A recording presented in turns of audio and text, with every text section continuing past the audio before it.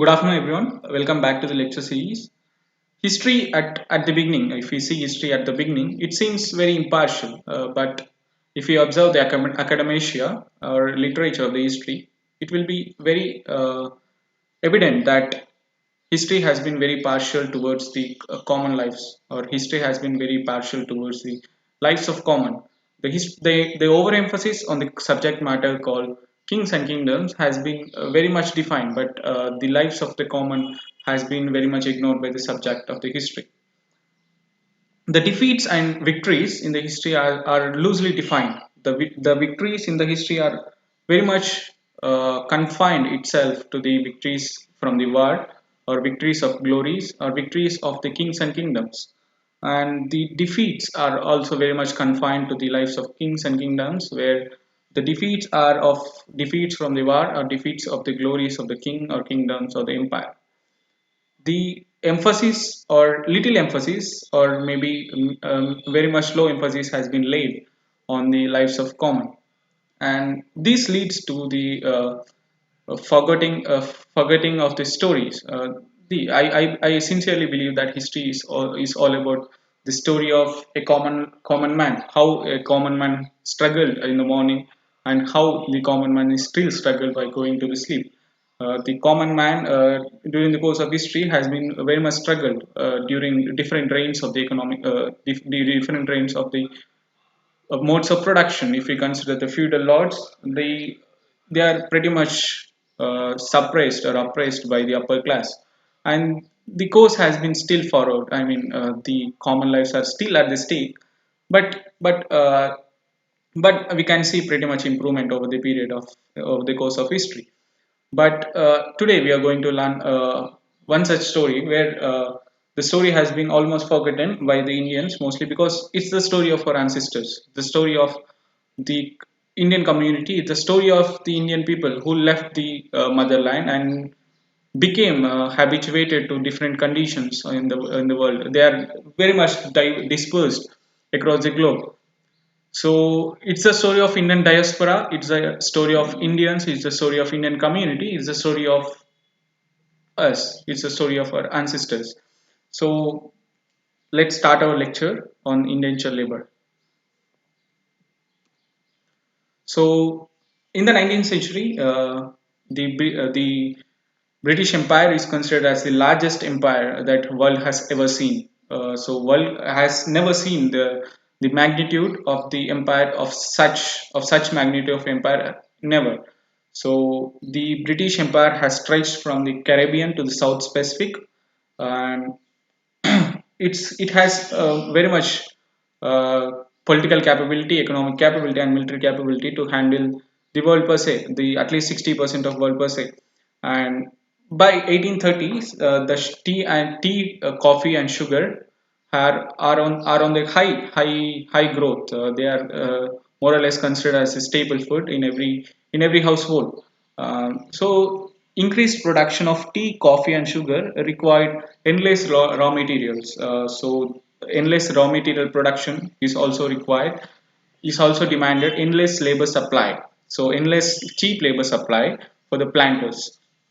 So these endless labor supply has been pretty much available till 1830s, because these concept of slave labor has been pretty much existent till 1830. But it saw a threat when the liberal movement has started in the Western world, and these led to the liberal movement which aimed at abolishing of the South African slaves. So in 1836, Whitehall, which is being considered as a parliament in the current, which is compared with the parliament of current generation, abolished this slave trade, and it pretty much announced the budget for abolishing the slave trade. So they become a void of alternative towards the which can substitute the slave trade, which provided cheap labor, and which in turn provided endless supply of raw material, which in turn provided the supply of tea, coffee, and sugar. So the alternative came from the mind of Sir John Gladstone, to be precise. So he's the mastermind behind the alternative, which behind the alternative to the slave trade, which has been abolished recently. So, in a dialogue to his in a letter and in a dialogue to his colleague in India, or who is the colonial official in the India, he wrote a letter to him suggesting that indentured labor can be introduced such that we can substitute, or we can fill in the void created by the slave trade abolition. So indentured labor has been came into existence in such way. So indentured labor is nothing but a man or woman signing a document or signing the agreement with an employer. So whereby he lends the freedom for the employer for a specified period of time. So it looks pretty much good in the theory or by the definition, but the specified time has been prolonged to infinity in many cases, and the man and woman who are signing the document are unaware of the work, are unaware of the working conditions, are unaware of the place where going to work, the place where they are going to work. They are simply said that they will earn much money if they are signing this contract. So many unemployed youth in the India during that time are attracted to the concept of indentured labor. So it's pretty much getting into the health without knowing the impact or magnitude of it. So this concept has been put in practice by 1838, where first ship of indentured labor carrying 400 Indians has left the Calcutta port. So how these 400 laborers are mobilized? So these 400 laborers are mobilized from the different parts of country. If per se there are if a person from South India is coming, is wanted to go to indentured labor, then he need to cross different depots from a small depot to other higher depot and then to other higher depot, where at last he reaches the port of Kolkata, and then he meets 399 other indentured laborers who are willing to lend their labor for employees to earn a little bit much money. So these 400 people left, 400 indentured labor to be precise, had left Kolkata on 1838. So they are unaware of the situation. They are unaware of the fact that it takes 3 months in a ship to reach Northern America uh, through the ship, through the seas. And the death rate is also phenomenal during the journey. So at least one third of the total members, at least one third of the 400 has died during the journey. These people are from different dialects, and these people spoke different languages from different ethnic groups, different religions, different regions. And so there, however, they reached the South America, and whenever they reach South America, they have been washed off. I mean, they are cleaned and they are allotted with different numbers or different IDs, and then later on they have been signed another formal contract with the employers. So that's the situation of 1838, and in 1840s, these alternative to slave trade, which is pretty much equal to the slave trade, has been put into question by many liberals in the White Hall. But this proposal of abolishing this type of alternative is also put down by the planters because they had pretty much political hold in the parliament. So the abolition of alternative slave trade system, that is indentured labor, is not possible because planters hold a pretty much political domination in Whitehall. So they rejected the proposal of abolishing indentured labor. So for another 80 years, the indentured labor are migrated from India to different parts of world. In 19th century, it's estimated that around 1 million of people has been migrated from India to different parts of the world. So later on, these indentured labor has been concept has been expanded to different colonies, for say Fiji, Ceylon, and Burma, and other places. So and other different colonies. So these indentured labor concept has been expanded throughout the majorly throughout the different colonies. So that's the situation now. So if you consider the living conditions, so the living conditions is pretty much bad. It's very inhumane.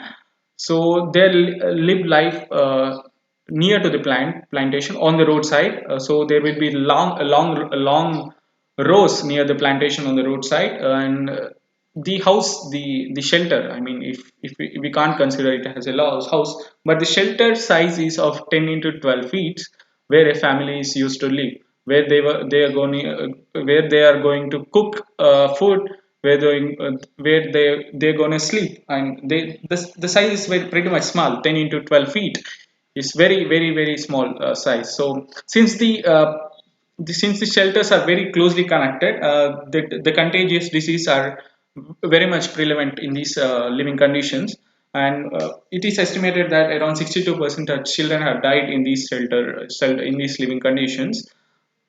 The working conditions is very bad. They used to get up at 3 a.m. in the morning, and they used to cook food at the 3 a.m., and they used to eat food at 3 a.m., and they used to pack a little amount to the plantation such that they will return at somewhere in the evening or night. So at contrast, white man lived a luxurious life. The white mans are the planters who are the employers. So while employees, if we can't consider them as employees too, they are slaves at least. So their slaves are at pretty much oppressed conditions, whereas the white man enjoyed the luxury. The colonial house has been situated in the upper side of the plant site, such that he can oversee the survey. He can oversee the production process from the house itself. So he looked as god to the employees or to the slaves, because he is everything to him, and he need to be pleaded to get any benefits to slaves. So he need to be convinced if slaves want to get any benefit. But however, no humanity has been expressed by the planters or employees or white men during that day. So there has been harsh punishments given to the slaves.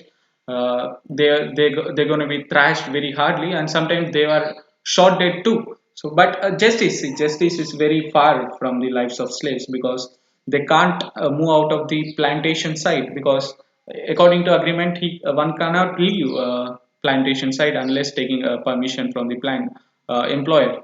So this made very hard to approach justice. However, so justice will consider written proofs, but there are no written proofs, and so it's not possible to get justice for all these deeds, for all the deeds of white man. So these concept has been very much very slavery. See, if we consider a child, if a child has been born in this 80 years period, so he or she should uh, live her or his life, or children life, entire as a slave. So living a whole life as a slave is pretty much very bad and pretty much inhumane. So the opportunities has been almost nil in the lives of children of slaves. So indentured labor, sorry, indentured labor. So in the children of indentured labor are are converted into indentured labor because they have no opportunity to grow. So this concept has been expanded to the South Africa, because the railway network has been improved. The railway network has started to build on in South Africa. So this concept has been similar applied in the South Africa. But in South Africa, it started to take a turn around. So the all tides which are against the indentured labor are going to rise heavily, such that the indentured labor at last suspended. So in 1893, an young man landed in the South Africa and started to practice law. So he's called as Mohandas Karamchand Gandhi. So in 1894, he has first incidents of indentured labor, where one indentured labor who has been thrashed by employer very harshly, such that the teeth are broken, and he's blood washed, blood washed almostly. So he came to Gandhi for legal help. So for which he offered legal help, and in no time he realized that he need to start a campaign he need to start a campaign for voice of indentured labor across the world. So he started holding public meetings in the South Africa later on to have to mobilize people on the large scale, he started a newspaper named Indian Opinion, where he used to publish the grievances of labor, indentured labor, such that it can reach the officials in India and officials in London and many other leaders in the London throughout the world. So through which he so in see he promoted one idea that jail is the honorable place in if law is against you or if law is justiciable, then jail is the honorable place to live. So with that call, many traders, many persons who are in very good living conditions are opted to live in jails for the Indian counterparts who are in the misery, for Indian labor counterparts who are in the misery. So he inspired many Indians to take jails in the South Africa. Later on in 1908, it is noted that jails had almost filled in the Johannesburg. So so almost filled. So with the call of Gandhi, the jails are almost filled. So by 1913, in the November, uh, Gandhi started a biggest gathering where 20,000, more than 20,000 peasant class and workers who are working in the sugar plantations and the workers who are working in the on the railway networks all are joined in the biggest gatherings, and this news has reached the London, and which increased the pressure on the British officials, but not an who is, but not in government held this view very different and handled this pressure very differently. So George Smart, who is the president of who is the general of Northern government, imposed a tax on Indians such that it can increase the pressure on indentured labor to take down the pressure to take down the public gatherings or something. But this did not move Gandhi inch by inch, but he himself worked with increased determination to abolish the system. Later on, Lord Hardinge, who is the Governor General in the India, sympathized the plight of the Indian indentured labor. Then he wrote a letter to the Whitehall, and he wrote a letter to Whitehall where he expressed his sympathy or his empathy towards the Indian indentured labor, and he suspended at last the indentured labor concept. So, see, these kind of stories, these kind of history where the common lives are indulged or where the common lives are at stake are being very much ignored by the history. But I know I will not blame the subject for that, but it's been reluctant on the part of everyone to avoid these stories of common man, because we will get very fantasized with the stories of kings and kingdoms and their abilities to control larger kingdoms, and their leadership qualities, managerial qualities, and political stability they has been introduced in their regimes will make us fantasize about the kings and kingdoms, but the common lives are very common, so we'll tend to ignore the lives of common, but we should make a point to ourselves that common lives are the lives of daily battles, because they need to fight battles at every levels in the process of the journey in the process of the journey. So history is not all about the kings and kingdoms, so they will also play a role, but it should not play whole role, or it should not play everything in the history, but they play an important role, but living conditions or the history of common lives to play an important role in the history. So with that message on the concluding note, let us conclude the lecture. So thank you.